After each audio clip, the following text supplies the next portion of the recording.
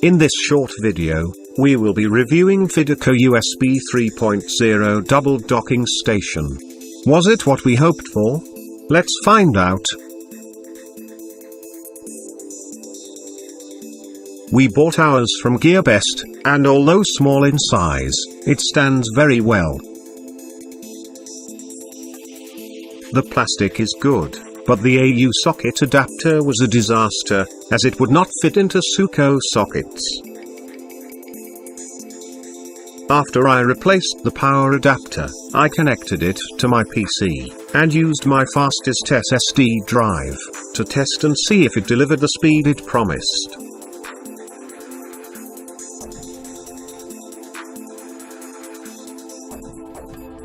My KingFast F6 240GB delivers 560 MB per second read, and 460 MB per second write, when mounted directly on my PC's SATA 3 interface.